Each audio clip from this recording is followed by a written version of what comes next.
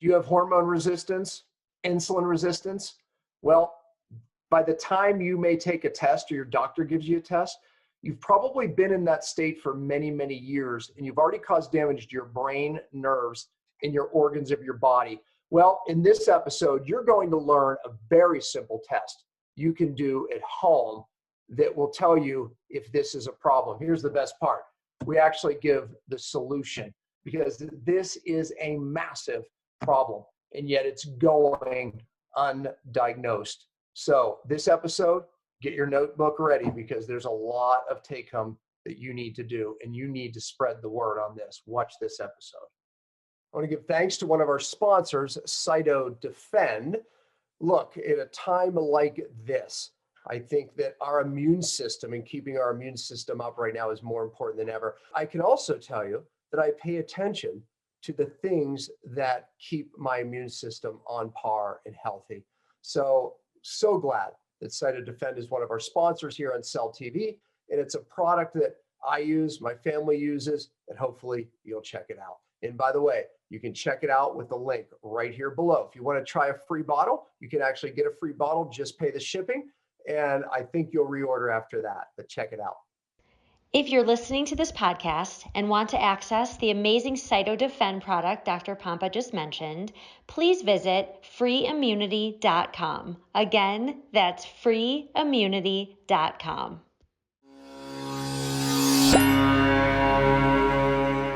Hello, everyone. Welcome to Cellular Healing TV. I'm Ashley Smith, and today we welcome Dr. Ritamarie Loscalzo, who is here to discuss pre-insulin resistance, and she'll share her specific process for using glucose and ketone testing to detect it. She will also explain why she favors a whole foods, plant-centered keto diet, intermittent fasting, and fasting as strategies to reverse blood sugar imbalances at all stages. This is going to be a really exciting episode. So let's get started and welcome Dr. Ritamarie and, of course, Dr. Pompa. Welcome, both of you. Hello. Hi. Thank you for having me here. Well, you're a familiar face at our seminar, my seminar, that's for sure. So we welcome you finally on Cell TV. You have a great message, so much. Look, I don't want this show just to be about diabetes because it goes into weight loss resistance, hormone dysregulation, right? And all of these things. However, there's so many people out there that wouldn't necessarily be diagnosed with diabetes, but yet they have insulin problems. So one of the things I want to tackle right up front is how do we test? Because you have some unique ways, like I do, to test for this problem. Like, do I have a hormone resistance, an insulin problem? Because conventional testing, it's not accurate. There's so many, myths around it and misnomers. So let's start here. I mean, how do I know that this is a problem? How do I know if I have this insulin resistance or hormone resistance problem? Yeah, that's a great question because the problem is the conventional testing not only doesn't catch it soon enough, it's dangerous because people are running around with insulin problems for literally decades before it gets picked up by conventional testing, which just says if your fasting glucose goes above 120, 125, then you have diabetes. But what about the decades that preceded that when the levels were up and down and the insulin levels were high and the sugar was high? But fasting glucose, as you know and teach, is the last thing to change, right? So we've got to detect this much sooner. And I love to work with postprandial glucose testing. And postprandial meaning after meals. Not just 2 hours after meals like a diabetic is told, hey, check your sugar before you eat. As long as it's not above 140 or 160 2 hours later, you're good. No, you're not. No, you're not. That's absolutely wrong. And when we can detect these imbalances long before diagnosis, then what happens is all those side effects, so to speak, of diabetes, peripheral neuropathies, retinopathies, nephropathies, damage to blood vessels, all of those have been happening for literally decades before the diagnosis. And then suddenly somebody has, blindness that occurs and, they've got neuropathies and they have a heart attack which is what happened to some family members of mine, and they didn't get a second chance. Well, I mean, this problem is so widespread because it's a cause of inflammation, right? So meaning that chronic pain, people have all these issues that they never go, oh, it's this insulin, resistance problem, hormone resistance problem that I have that's really driving the problem. So, detecting it early is a really important factor. And, I teach testing your own glucose and ketones to determine your eating windows and intermittent fasting windows, and, doing that in the morning on an empty stomach. But to your point, testing after meals is the way to see how am I responding to my food. And what foods should I not eat and what foods should I eat Right. more of? And by the way, it's one of the ways I test for coffee. Does your coffee work in your intermittent fasting window?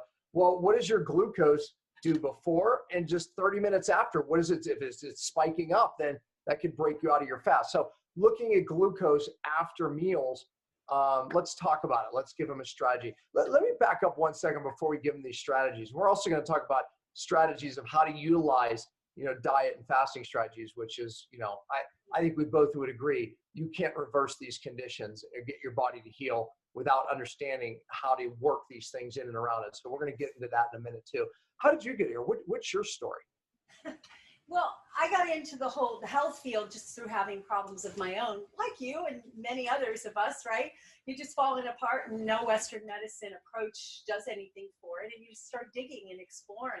And I've always been having a scientific brain. I come from the computer field, and I've always been a mathematician and computer scientist. And so I know how to solve problems. So it's like, okay, I need to learn the hardware and the software of this body so then I can figure out why all this is going wrong. And long story short, went through a couple of years of trial and error back in the 80s, by the way, before the internet and before what we have now, right? And so I figured it out, and I'm like, it shouldn't have to be this hard for other people. So I quit my job, which was in the computer field, making good money. And I said, no, I'm going back to school. And I went back to school and got my degrees in chiropractic and acupuncture, herbal medicine, and nutrition. And then, came out and started to do this. As far as the insulin resistance work, though, it happened over time. As I'm looking at people, I'm going, I don't know why. It's just like based on knowing the hardware and software, I think it's something related to insulin. And so I started testing people early on. I started having them buy a glucose meter. I remember buying my first glucose meter. I don't even remember when it was, but when I went back to it after a while, I'm like, oh, the strips aren't even made for this thing anymore.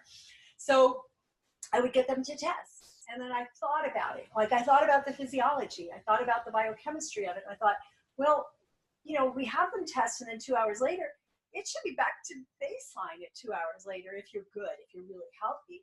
So what do we do instead? Well, studies show that the peak, like the highest level that the glucose will get, is usually going to happen somewhere between a half an hour and an hour, right? So we want to catch that peak. So I started teaching people to take their glucose every 15 minutes until they started to see it go back down, right? And so that's how I came up with the process of teaching people how to figure out what foods are actually good for you, not what foods the glycemic index or Dr. Pompa says or, somebody else says. No, what foods work for you? And how do we eliminate those foods? And also tie it in with, stress and sleep and all the other exercise. And how do you keep your glucose in the exact right range for you? And that's why the test for coffee is, does my coffee work in the fasting window? I said, test your glucose before, 30 minutes after. And if on average it's rising every time, you're going to have to change something. Maybe it's what you're putting in coffee, right? If it's fats, try black. If it's black, try fats. So it could be a food intolerance. It could be your body doesn't like caffeine. It could be your body, whatever it is. The idea is change something. But I love the idea of, well, what's going on after my typical lunch or dinner or breakfast? Well, test, right? And then you can have an idea of what foods to work with. And to your point, maybe have an early diagnosis, because if it's taking 3 hours for your blood sugar to come down, you have a problem. So where do you want to start with it? Do you want to start with like how to look at food problems, or do you want to start with how do we know, if maybe I have an insulin problem or glucose problem? So I want to know, do they have it? And there are tests that people can do early on that are not done except if you're already diabetic when it's too late, like hemoglobin A1C. There's some issues with that sometimes in athletes and others. it's not that accurate. There's fructosamine and there's insulin. So those are tests that you can have your doctor run if they're willing to do it, or you can go to a direct access lab and have it run as an early screening. Like, why not at 18 or 20 or whatever, when they first go in and get their full-blown lab testing, let's throw in insulin and hemoglobin A1C just to see if there's some indications that there's a problem. Because when you wait, I had this guy come in to see me, and his fasting glucose had been in the 90s, which you and I know that's not in the ideal range, but in terms of medicine, that's considered ideal range. So they never said anything. And he said, I'm starting to get like numbness and tingling in my feet. He goes, I've heard about diabetic neuropathy. Can that be that? He goes, no way. You don't have you're not in that range. So he just went on, and okay, so he heard about this test called hemoglobin A1C, and they were doing this little screening at work. And he said, well, what the heck, I'm going to get this test done. Guess what his hemoglobin A1C was when he got it first tested? This is a non-diabetic who's told he's fine. 11. That's a massive. Yeah. So just so people know, the H1, she's talking about an HbA1c, right? Some people just call it A1C. And we're looking at, glucose levels on average over 3 months, right? It just kind of is a way to spot your glucose over 3 months. But you did say there's some inaccuracies with it, which there is. Share a little bit about that. So it's kind of an accurate test because we're looking at 3 months, but there are also times where it's not so accurate. Share that. Yeah, so if somebody's super athletic, it turns out that their red blood cells, which is, we're measuring the amount of sugar that's coating your red blood cells. Right. Their red blood cells last longer. They're healthier. So it's really not a 3-month average. And so the number is out of whack. It may look like it's higher than it really is, right? And what is the normal range that you like? Because my ranges are different than the lab ranges. Your range is probably similar to mine. I like it between 4.8 and 5. Yeah, that's what I like, yeah. Yeah. And the lab ranges, they say if you go above 5.6, they consider you in the pre-diabetic stage, insulin resistant stage. And if it's, in the 7, 6.5 or something like that or higher, you're considered diabetic. Like, to me, it's like as you're creeping up, if you're 5 and then you're 5.2 and then you're 5.3, 5.3 is still normal, not normal anymore, right? So you're creeping up. Why don't we catch it when your body starts to go out of balance and dysfunction? Okay, so then let's talk about now testing your own. And by the way, we'll put the link of how you get a keto glucose meter. We use Keto Mojo. It does glucose and ketones, and you're going to talk about both. But okay, so now, you recommended testing every 15 minutes after 30 minutes, right? So 30? I usually have them do it at the beginning. I'll just have them do it every 15 because there are some people who have an early peak. Okay. So I just look at that. All right. So 15 minutes up to. Go ahead. After we've established that their peak is at 35 minutes, 40 minutes, an hour, 45, whatever we've established, then I tell them, stop pricking your fingers so often. We kind of have an idea. So what's the normal peak and what peak are we looking for? And then when should the glucose be back to normal? So yeah, that's a great question. I think it should be back to normal at around 2 hours. Might be a slightly longer, might be slightly shorter, but somewhere around that 2 hour range, it should be back down to baseline, within 5 points. Well, what's normal? What's considered normal? Like in diabetics, they're told as long as your 2 hour glucose is at 140 or below, you're good. It never should go to 140. It never should go to 120. I believe it should be in 110 or lower at that peak if you're eating properly to keep your body in balance. And if you're on a keto diet, it's not going to go above 110 unless you're already diabetic and you're in the process of reversing it. So then it starts to come down. But it shouldn't go above 110. The studies I've looked at, when it goes above 120, even temporarily, right? Say it's only up there for 20 minutes. Everything above 120 starts to damage those peripheral nerves, starts to damage the retina. And even there's some studies that show above 100 starts to damage the islet cells, which are the cells inside the pancreas that make insulin. So you're damaging your body whenever you get those high spikes of glucose. So explain to people why glucose is so damaging. And insulin for the brain, right? Your brain needs glucose, but it also has to release the insulin to get the glucose, in the cell. But we know that there's something called insulin degrading enzyme, which job is to get rid of the insulin because it can cause problems. So explain why insulin can be damaged to the brain, why glucose can be damaging for people. So first of all, we just mentioned earlier that measure, hemoglobin A1C, is how sugar-coated your red blood cells are. And think about, like, if you ever made taffy when you were a kid, you heat up the sugar, the syrup, and it gets spiky when that, it's just when it's at the temperature. So you get these spiky. So imagine your red blood cells are covered with this sugar that gets spiky. What's that going to do to the linings of your vessels? That's not very good. The glucose, the high levels of glucose damage the nerves, the nerve endings going, especially the small nerves going into your feet, in your retinas, in the kidneys. It damages the cells in the nephrons, nephropathy. So we don't want the high levels of glucose to be anywhere because it has the potential to damage cells in the body.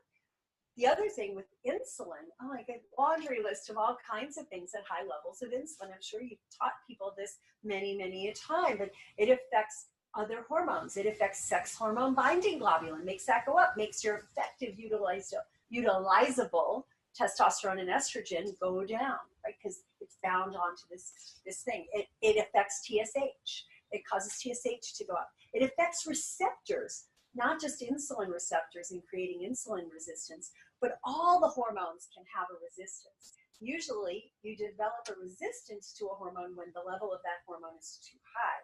Well, insulin affects thyroid receptors. Insulin affects progesterone receptors. Insulin affects all the other hormones, the receptors for the hormones. So now you've got all these hormones floating around in your system, and the doctor thinks you're fine because they do a blood test and your hormone levels are fine. And meanwhile, you can't get the hormones into your cells.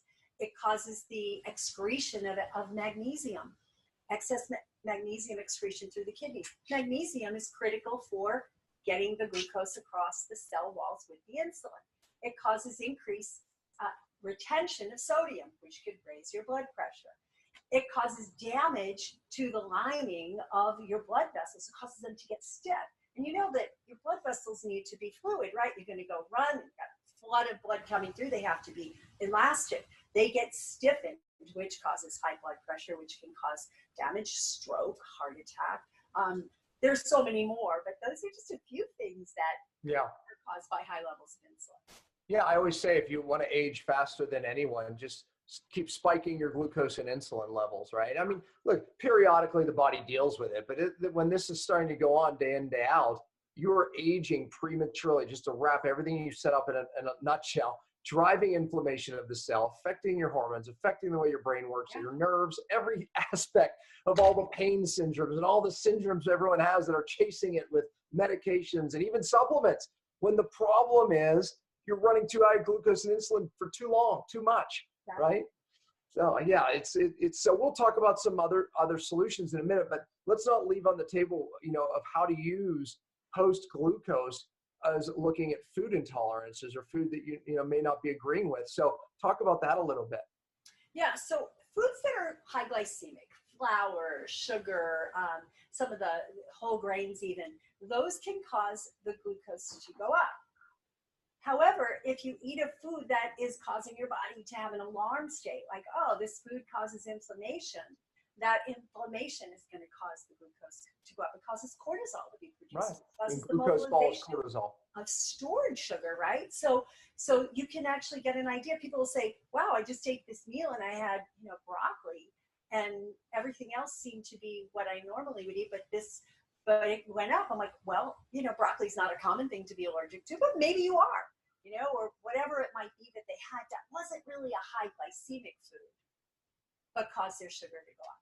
So it's a stress on the body. Yeah. So maybe don't panic if you see this high level. It could be a food intolerance of some sort. And I'm going to be honest with you. I don't run food intolerance testing anymore just because, I'm a scientist in my heart, meaning let's run it 3 days later and I go, wait a minute, we just got different results. A month later, really different results.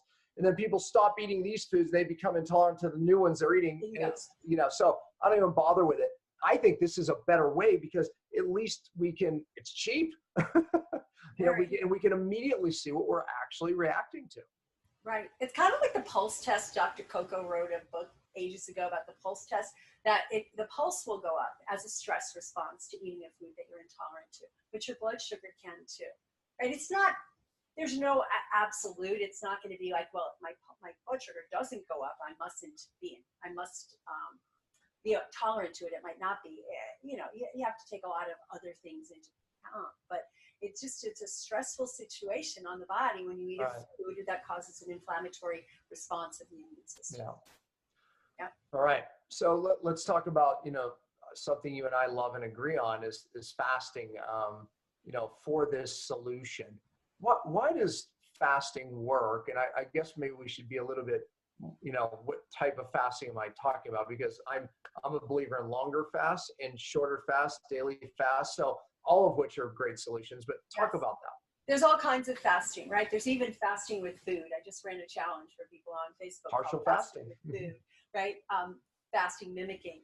And basically, you know, fasting, during the fasting state, we have the glucose naturally drops. Now, in some people, the glucose will go up first because it triggers a response, and then they're dumping glycogen stores and all that. It's a temporary thing, but usually, especially after time, if they're doing intermittent fasting, which would be like, you know, say it's 14 hours, 16 hours, 18 hours a day without eating, and then a short window. I like to call that time-restricted eating rather than intermittent fasting. Then there's every other day fasting, right? Where you eat dinner tonight and you don't eat dinner again until the next day. It's a 24-hour fast. And there's a little bit longer fast, 36-hour fast or 5-day fast. I love 5-day fasting. And I know you run a group where you do 5-day fasting every few months. I try to do a 5-day fast every month, 6 weeks or so, just because it's just a nice reset. And I have a lot of genetics that predispose me to insulin resistance and diabetes. So I figured it's a good way for me to just always reset. And ever since I started doing that regularly, my fasting glucose is lower. My response, my postprandial glucose is lower. My ketones, I'm perpetually in a state of mild ketosis, even if I'm not trying, unless I go out and eat a banana, but, that's going to change it. But most of the time, my ketones are elevated. So when you fast, you get a decrease in insulin. You get an increase in growth hormone, which helps you to burn fat, store lean, right? Your ketones naturally start to go up. You reach that state of autophagy, and I love the ratio. I first heard that from you, and then Keto Mojo now has a calculator on their site, which is really cool. And now when I do my fasts, sometimes by the end of the first day, but definitely by the end of the second day, I'm in maximum autophagy. It's so good. So it's so healing. My first introduction to fasting was through one of those allergy relief books where 5 days off of food and then you test your foods. And I botched that really badly when I added the foods back because I had no idea what I was doing back in the day. My next introduction to fasting was doing a long fast, a 28-day fast. So I did a 28-day water fast, and it completely cured everything. Like everything that was wrong with me, the candida overgrowths, stomach problems, the sinus problems, the headaches, the brain fog, all went away after doing that 28-day water fast. So it's a phenomenal healing tool that makes metabolic shifts in the body that helps your body to detox, to cleanse better, and to keep everything nice and steady in terms of your glucose and your ketones. Yeah, I always say, look, fasting is a stress on the body, like exercise, right? And if you adapt, you get stronger. When you fast, you put a stress, particularly on the mitochondria and the cell where you make energy. Bad cells don't adapt. Good cells get stronger. Simple as that. And through autophagy, the body gets rid of these cells that are causing all this bad stuff that we're talking about, all the mischief, the damaged cells, the ones that aren't using glucose and insulin right. It's that stinking smart. It goes after those cells. So after enough fasting, you just get rid of more and more bad cells. You create better and better ones. It's that simple. It's very simple. And, even with the fasting with food, I first heard about it from Dr. Longo, as you know, and I looked at it. But most of my people like real food. They weren't crazy about doing the kit. So I created a meal plan that followed the macros and the calories and all that. And I was like, I don't know if this is going to work real well. Let's see. And we had a couple of people who were diabetic who dropped their fasting glucose by 200 points. A couple of others had dropped them by 100 points. People got into ketones of 4.5 to 5.5 by the 5th day, and they were eating they were enjoying it. They were eating meals and posting the pictures of their meals and loving it. Yeah, no, I find it even like, diabetics who have just, or people who have trouble not eating, it's a great place to start. I learned, I call it partial fasting because I think I learned it, probably 10 years ago. It was from a Frenchman, Albert Mazir, and he used partial fasting on the backside of water fast, and then he started using it on the front side for, really challenged sick people that just couldn't handle too much autophagy. And a partial fast was a better way to start for them. Just reducing calories depending on body size. He always lined it up on body weight. That's kind of where I got that as from him. The bigger people can get away with a little higher calories, smaller people less. And then cutting the protein, again, based on your body weight. I discussed that in my book as well. But you're right. It's a great alternative for people that, hey, I could start there. Let me just start with, reducing what I'm taking in my body for 5 days. I call it's famine, right? It's feast Exactly. or, it's like, and it works. You still get autophagy. Yeah, it's great. And the other thing about it is that even just starting with like an intermittent fasting or time restricted eating, most people, even just going to 12 hours between meals, you think, oh, that's normal, right? Well, it should be normal, but it's not for the average American who has their last dish of ice cream and their cookies right before they go to bed. And then when they first get up, they're eating their toast and then drinking their coffee. So there's like an 8-hour window for some people.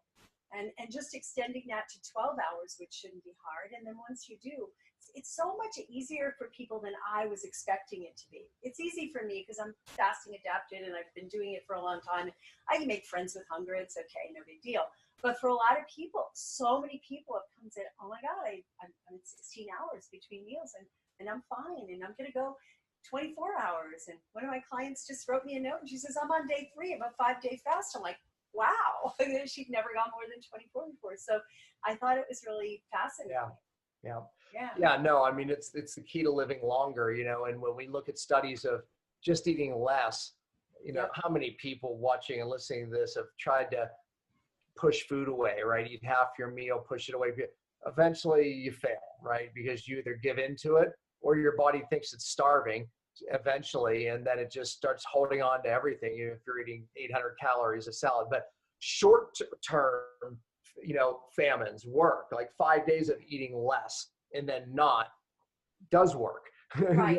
Our bodies are genetically set up for that, but long-term caloric restriction doesn't. But intermittent fasting, which, eating less often, is really a strategy to eat less and therefore live longer healthy. Yeah. So, Absolutely. And I like what you talk about with the flexibility of, feast days, fast days. And I think when we keep our bodies guessing, we don't go into that metabolic slowdown that we get over long haul. I had somebody who had been 600 calories a day and she was not losing any weight. Oh, yeah. She had a lot of weight to lose. And I said, okay, I want you to add 300 calories worth of coconut to your diet, coconut oil, whatever it is. She started losing weight. She was like, no, I can't. Well, within 3 days, she started losing weight again. Yeah, of course. The body went, oh, okay, I'm not starving. I'll start burning fat. I'll increase it. She had more energy. Yeah, exactly. That's awesome. No, it works. What's your Unstoppable Health? What's your book about? My book is actually a novel. It's a novel about, it's set as a composite of some of my clients and patients I've worked with over the years. And it's set so that people actually read it. You know how you pick up a book and you go, this is a great book. And after chapter 1, it goes on the shelf with all the other great books. I wanted to keep people going from chapter to chapter. So I follow her journey of shifting her diet, shifting her mindset, and going through this process. And most people say that it's the first health book they read cover to cover. It's pretty basic. It's not like, elaborate. We're not going into fasting theories and autophagy and all that. But it's a really great book for people. Where can they get the book? Amazon.com. Awesome. Yeah, it's as an ebook on Kindle or as a hardcover book. Remember the days where we used to actually go to Borders and actually remember when we used to do that and you just sit there and just read? After that, I wouldn't even buy them because I just, and they encouraged hanging out, but I would just quickly brief books and get the general idea and move on. Oh gosh. I know. I think sales are probably better for people now that they have to actually buy it and have. That's what I mean. Yeah, exactly. Yeah. It's funny. So what's a day of Dr. Ritamarie look like? What time's your first meal? What do you do? Do you drink coffee, tea? Do you not? I mean, give us your day. Yeah, so my typical day is I get up in the morning and I exercise and meditate, and then I start working. And I usually eat somewhere, my first meal is usually between noon and 2, sometimes not until 4. And I have, usually my first meal is coconut yogurt and a green smoothie. Sometimes I'll have a chia porridge with that. I'll take the coconut yogurt and put it over chia seed and add a few nuts and seeds. Sometimes I have a quick meal of like a jar of sauerkraut with an avocado on top of it. So I try to get a probiotic in there. That's basically what I had today. I had an avocado. I had some it's called double cream cottage cheese, and it's all grass fed. But anyway, had that with this fresh pressed olive oil, and then with the fermented vegetables on top.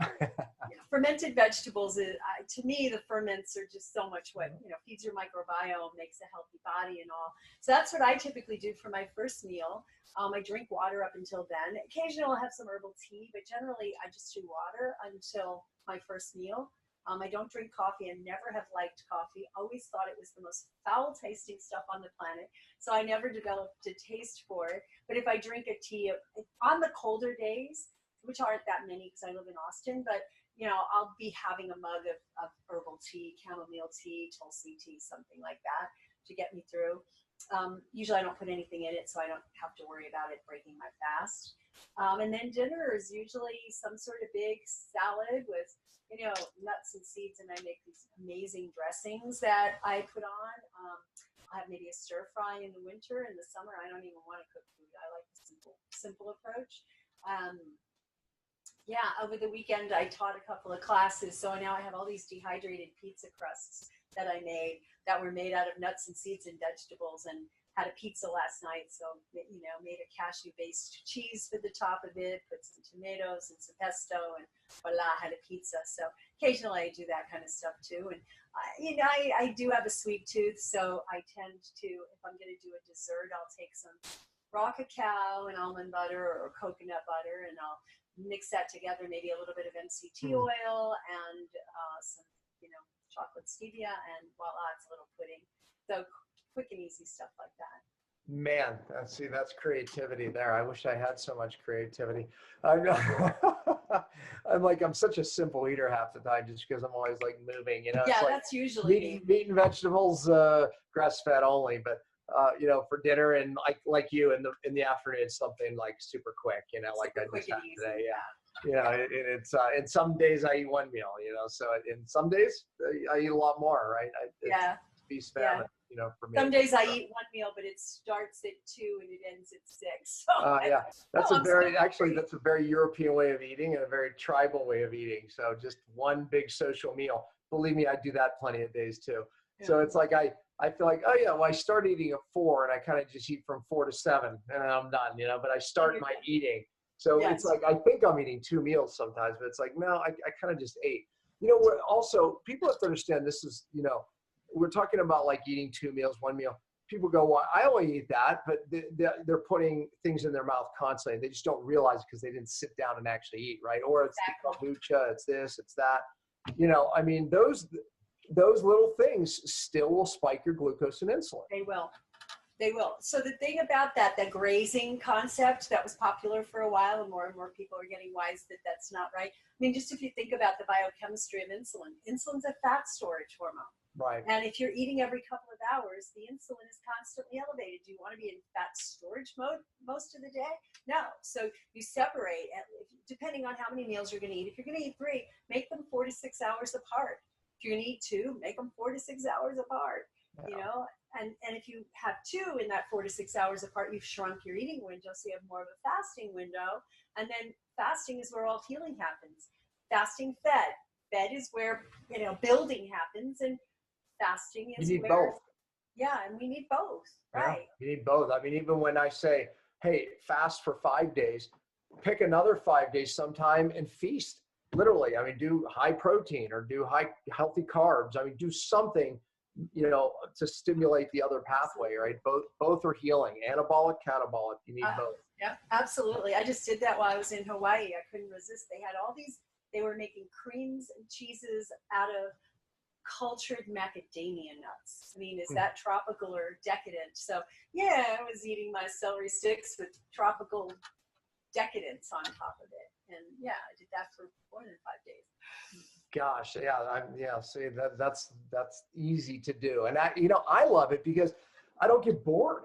It's like if I was just doing, keto day in, day out, it's like, I'd get bored with it myself. And people have to understand, don't beat yourself up. If you do change it up for a period of time, keep it healthy, but change it up. It's exactly helps the mental status. It helps it a lot. And my attitude about making these pizzas and puddings and things like that it's still keto food. I'm having a pizza crust. It's still a keto pizza crust because it's made with vegetables and some nuts and seeds, right? Still a keto pizza crust. But you're eating this food and going, huh? That's why people, when they did my challenge, they were like, I'm eating all this feast food and I'm losing weight and balancing my body. So it's really, I think it's important to keep it interesting. If you're just fine with opening the fridge and eating, that's fine. But most people don't like that. After a while, they're just reaching for the peanut butter and jelly. So now kind of, bringing all this information we just talked about into a modern day, very common problem is, look, I'm doing, maybe what we said, or I'm doing, this diet or that diet. My weight loss just stopped. It's plateaued. Talk to us why, because there's a few reasons why weight loss would plateau. And then let's talk about what we can do about it. Yeah. So one reason is sustained low calorie eating for a long period of time. Absolutely. And metabolism goes down. You have to vary that, right? You have to just, do that for a while and then go up. That's why the intermittent fasting works so well. It's because you're having this amazing window where your body's burning fat, and then you're eating, even if you're eating the same, the number of calories, a maintenance number of calories, you're still going to get into that mode where your body's doing housekeeping. So I think that the sustained low calorie eating is one of the causes. Hormonal imbalances is another. So if you really are having too much insulin secretion or insulin resistance, although if you're doing long-term keto type of approach, you reverse the insulin resistance relatively quickly within a month or two. But other hormones can be out of balance. Your thyroid can get out of balance. Your thyroid can downregulate. There's a lot of things.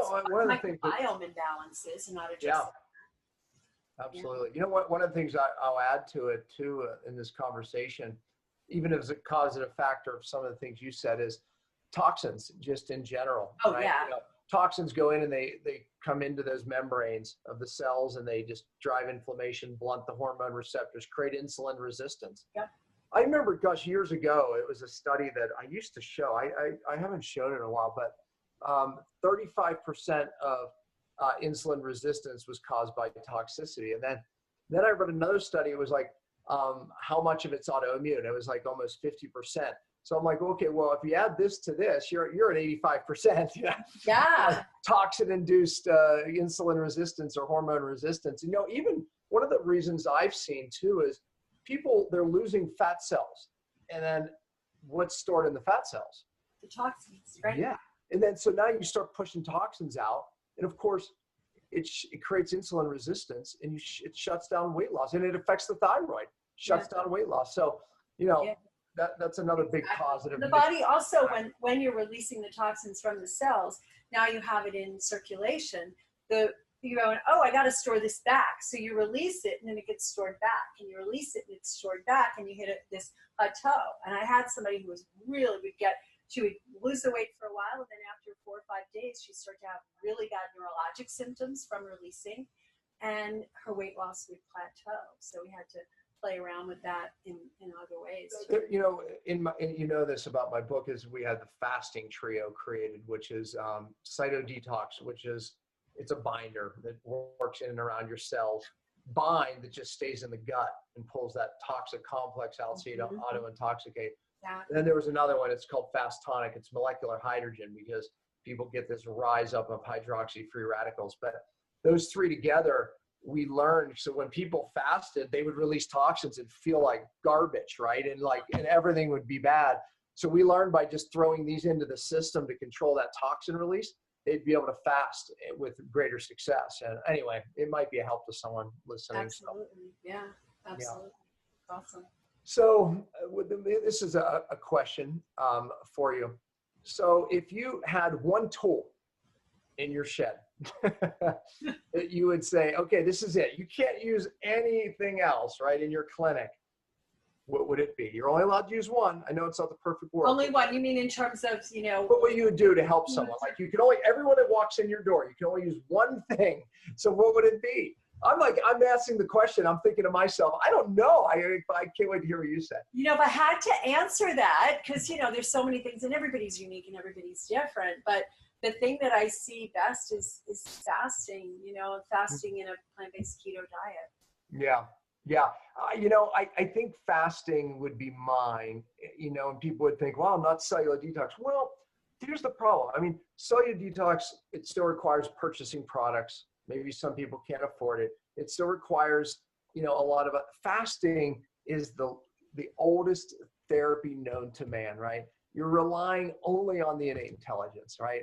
You can do it on a desert island. You can do it with no money. You can do it. So I would agree with that. Yeah. What do you think the number one cause? Okay, one thing, again, right? We know there's many, but one thing that's causing most of the disease today. What do you think that thing is? Sympathetic overload. What was it?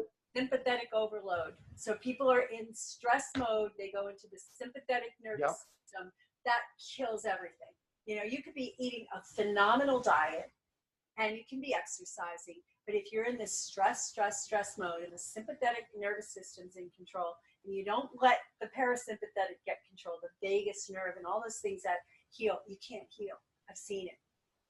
Wow. So what are some of the other things that drive this sympathetic state? Meaning sympathetic is like fight or flight, save your life. Parasympathetic is your daily, maintenance. So what are some of the things locking us into that? Yeah. Well, look around. Look at the news.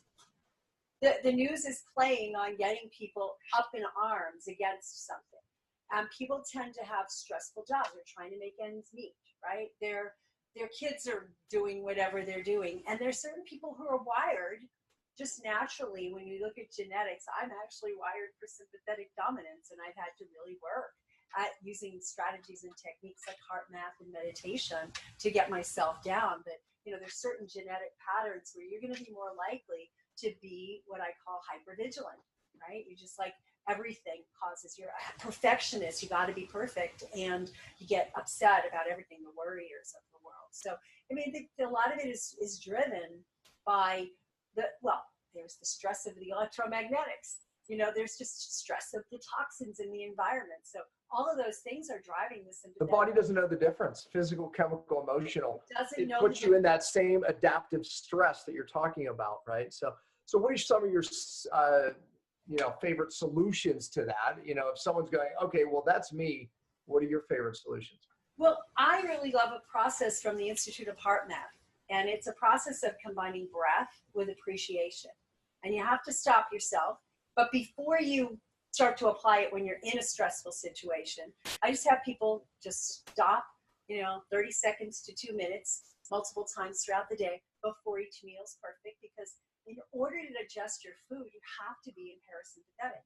You cannot digest food when you're in sympathetic, which is the fight-flight thing. And how many people are sitting at their desk, scarfing down food while they're watching the news or, stewing at their boss or trying to get a report done? Your body is not going to recognize that food. I am guilty of that. You are? I am. To an extent. I am. I'm such a goer, right? And I'm not a stressed out person. I'm not, but I'm that. That puts me in sympathetic. And, I'm just dry, and it's just simply not good. Sitting down, with your family, sitting down and discussing and being grateful. If I just did that, man, darn it, I'm writing it down right now is one of my goals. Because I just have to be better there. You just struck me. Yeah, I agree with you that's something that's the hardest thing to do, but I've seen it where people just do that for it. Said, all I want you to do is take some deep breaths, chew your food thoroughly, stop in between bites, and just reflect on how appreciative you are to have this food. And it makes all the difference in the world. You know, you mentioned breathing, you know, it's like, and I think people watching this, because I've heard it, right? Yeah.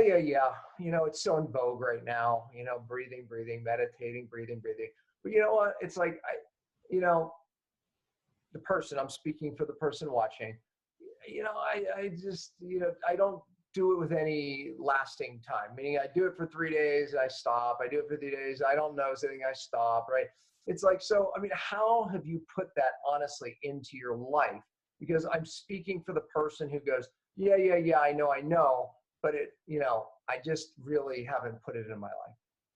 Well, with the heart math, I studied it, I learned it, I saw the changes in people, and I was still guilty of blah, blah, blah, blah. So I've just started to, actually, really, when my son, he's now 21, but was 4, he was a tough kid. He was a challenging, challenge everything kid. And so I learned this process, and I'm like, I should be doing my breathing now, and I just want to strangle him, you know? And I got to the point where I go, okay, I'm going to try this. And I remember one day, this made such a difference in my life. He was having a tantrum because I wanted him to clean his room or, you know, bring something down or come to dinner. And I'm like, okay, I'm going to go in there, and he's going to throw stuff at me. This is going to be a challenge. So I went in there, and before I went in there, I took some breaths. I went into appreciation. I said, this is a kid who's not going to get walked over in life. He's going to grow up to be a fine adult who is strong and powerful. And I just thought about all the things I appreciated about him. I opened the door, and I said, can you please come downstairs and pick up all the Legos that are on the floor in the living room, and then we're going to have dinner. And he looked at me. He could feel that presence, and he said, okay, Mom. I was shocked. So that just having an experience like that made me, it wasn't like I had it down right away. The thing about doing this heart map appreciation thing, it's not like sitting and meditating for a half an hour twice a day. You can do it in a matter of seconds. So I just, every time something stressful comes at me. Yeah, take us through the process. So I basically will focus, first I like to focus on my heart. Right, because that's the place where, you know, it's part of the parasympathetic, right, too. So focus on my heart, and I'll take a few long, slow, deep breaths. My shoulders drop, and that's the normal part. But then I think about some place, some person, some situation where I felt joyful that I can appreciate right now. So for me, I go to the beach. And I go, okay, I'm on the beach in Maui. Hearing the sound of the waves. I'm seeing the waves on the shore. I'm smelling the sea air. I'm getting into the water. And I so appreciate that I've had that experience. It's awesome. It doesn't take much. And you can feel the shift in your body. Well, I think the helpful hint there that I just took away from that was you can do this at any time. You can do it before a meal. You can do it before you have to confront your child or anyone, your husband, wife, whatever it is, right. A situation, a meeting, after a stressful moment, you know, so you can just do it anytime. It's not like, because I think that you hit it, you know, maybe you knew you hit it right away, but you hit it because, you know, again, people are so busy and they think they have to put the structured time of meditation into their day and breathing. And it happens for a period, then it doesn't because life takes over. But if this becomes a habit to do in the moments, I think it's doable for people. It is. And the more you practice it at those times, you just say, I'm just going to do this before I get out of bed. And I'm going to think about all the things I appreciate. You're going to attract more things to appreciate that day. You're going to notice more things. Same thing right before sleep. It helps to get you to sleep better. But then before each meal, and you just get into this habit. And then when those stressful situations come at you, like, I'm on a webinar and I've got all this technology and there's 1,500 people waiting, and all of a sudden the technology fails. Instead of going into, oh my God, what am I going to do? Which is going to turn off my prefrontal cortex where I could actually think and solve the problem, put me into my lizard brain, and I'm useless. I just take some breaths and say, okay, how can I solve this problem? And I go into it, and people always comment, how do you stay so calm? How do you stay so calm? It's like, it's not my nature to be calm. But it is practice and it is rehearsal. But it started out, I couldn't meditate. I tried. I took every class going and I tried. And I could not sit still long enough. I could not sit still long enough. So this I can do in a matter of a few breaths. And I can feel the shift in my body. Now I do meditate because I got this really cool device called the Muse. And it's a game for me now. I'm at 894 days straight of meditation. And I don't want to break that. So, where do you get it? What is it? You can get it on Amazon. You can get it on Muse. Just do a Google search, M-U-S-E. You wear it, it measures your brain waves, and it reads into a little app. And yeah, it's a little bit of Bluetooth, but it's not much, and you're only wearing it for 10 minutes or whatever number of minutes you do. And it gives you this feedback, and it's a biofeedback. So it's giving you this nice little waves or the rainforest, whatever you do. And then when you start to go wander off and start to solve your problems of the world and go off thinking, it goes shh, shh, shh. And you go, oh yeah.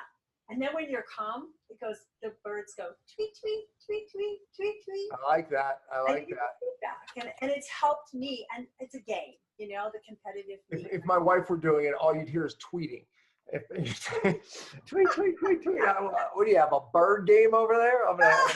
For fun, I'm gonna make her do it. Okay, this is the last question. You know, from pain to purpose is, I think, all of our story, right? But looking back at your life, I mean, I can look at my life and say, wow, if it wasn't for that tragedy, or what we would look at in the moment as like this horrific thing, I wouldn't be me. I wouldn't be able to serve the way I serve, do what I do. What was your big one in your life that you would say, man, if it wasn't for that horrible thing that I thought was horrible at the time, I wouldn't be you? Can I give two? Yeah, you can do two. Well, the first one was losing my health in my 20s. As valedictorian and, you know, always super smart, to be sitting across from you and being able to just like, I couldn't even focus on your words. The brain fog was so bad. And then all the other physical symptoms. That was what got me out of my my career in computers and into the career in health. But then about a month before my graduation, 2 months before my graduation, my mother died suddenly of a heart attack. 56 years old. She died suddenly of a heart attack. And I just went into the why. And that's what got me really looking at how do I motivate and inspire people? How do I use this to really drive me to do what I need to do? 2 years later, same thing happened to my dad. And then about 10 years later, one of my sisters got lymphoma and died within 3 months. And at that point, it was like, this has got to stop. They didn't get the right care. They didn't get the right testing. You know, my sister was just given radiation and chemo and left to die. And nobody talked to them about their health habits. Nobody talked to them about their food. Nobody talked to them. I did, but I'm just a family member. They weren't listening to me. So those are the things, like death of close family members was what really drove me to do why I'm so passionate right now. Played a role in my life as well. You know, I always wonder why, you know, what drives me, you know, to find out like how to age slow, you know, I just don't want to suffer like my parents did. You know, I watched the golden years of their life be crushed by disease. And, you know, my dad, when I was always trying to motivate him to make changes, right? His theory was, you know, well, you're going to die of something anyway, so I might as well enjoy myself, right? I mean, honestly, that was his whole mantra, right? It was my like, mother said the same. Yeah, right. But his mantra changed the last 10 years of his life too. And this is his words: son of a bitch, if I'd have known I was going to live so damn long, I'd have taken better care of myself. I would have listened to you, son. That's a true story, right? You know, it's like, I mean, because he regretted it, right? It's like, you know, he just thought he was just going to die. He just thought it was like, I'm going to enjoy myself and die. He didn't anticipate living so long, unhealthy, miserable. And he watched my mother too. He had to change my mother's diapers, for goodness sakes. You know, it's like, you know, so I mean, you know, that motivates me. I'm not choosing that. I'm not. That's why I just dig and dig and dig, you know, and my goal is to do the exact opposite. I'm going to be, you know, in my 90s, you know, maybe over 100, doing everything with my grandkids and loving it and doing what I do. That's it. Exactly. That's a great motivating force, right? And fortunately for both my parents, they did have the dead, you know, suddenly. They just died. They didn't have any more. That's a motivating factor too, right? I mean, it's like, because Who wants that? That's scary. Who wants that, right? I want to leave my kids, right? When I was 56, my son was going off to college. I would have not been able to be there for him going off. My dad thought he was going to live to 90, and just that would happen. It didn't happen. But who wants that? No, we don't want either one of those, right? Either one. I just want to live a long and healthy life and inspire and help people until, I'm 200 and then, maybe drop off then. Well, Ritamarie, thank you for coming on Cell TV, Unstoppable Health. Sounds like an amazing book. It really does. And you live an amazing life. So you're in fact unstoppable. So thanks for all your tips. This is great. People need to do this testing. We need to know, because if we can see that there's a problem, then we can make a change. Yeah, so, absolutely. and we even gave you some of those. So thanks for being on. Thank you for having me, and thank you for all the amazing work that you're doing in the world. No, appreciate it. Hey, I want to tell you about one of our sponsors, Cyto Detox. Look, podcasts cost money. There's a lot of production going around this, but we are grateful to have Cyto Detox as one of the sponsors. It's so easy for me to talk about the product because myself and my family use it constantly as we practice what I preach. For over 15 years, I've talked about and taught doctors and the public about cellular detox. And I'll tell you, Cyto was a breakthrough. Cyto was a breakthrough for us. And it's changed so many lives. So we're grateful that they sponsor Cellular Healing TV. It makes sense, doesn't it? They should. If you're listening to this podcast and want to access the amazing Cyto Detox product Dr. Pompa just mentioned, please visit detoxoffer.com. Again, that's detoxoffer.com. Well, that's it for this week. The materials and content within this podcast are intended as general information only and are not to be considered a substitute for professional medical advice, diagnosis, or treatment. If you would like to purchase some of the supplements mentioned on this show, please visit the site as seen on CHTV.com and use the code CHTV15 for 15% off. Again, that's as seen on CHTV.com. Use the code CHTV15 for 15% off. And as always, thanks for listening.